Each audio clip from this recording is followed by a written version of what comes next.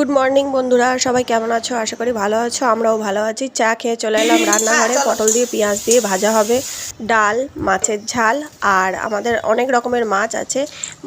আর এই যে বাটারটা সেকে মহারাজকে, পাউরুটিটা সেকে বাটার দিয়ে মহারাজকে দিয়ে দিলাম। আমি চান করে ফুল তুলতে চলে এলাম। ফুল তুলে ঠাকুর ঘরে চলে এলাম প্রতিদিনের মতো। এখন 11টা বেজে গেছে। আমার সকালে রাহুলকে খাইয়ে অফিস পাঠিয়ে তারপরে চান করে ঠাকুর ঘরে ঢুকতে 11টা বেজে যায়, খেতে খেতে 11:30 বেজে যায়। এবার অন্য টাইমে যদি মনে করি করে নেবো, কিন্তু হয় না, মানে ধীরে সুস্থে ঠাকুর ঘরে না এলে না মনটা ভালো লাগে না। তারপরে চলে এলাম আমার জন্য, বাটার ছিল না, বাটার শেষ হয়ে গেছিলো, তাই ডিম দিয়ে আমার জন্য করে নিলাম। তারপরেই দেখো ঘামছি, গরম যাচ্ছে না। তারপরে সব সেরে এসে ধীরে সুস্থে অনেক বেলা হয়ে গেছে, 11:30 বেজে যাচ্ছে প্রায়, তো খেয়ে নিচ্ছি।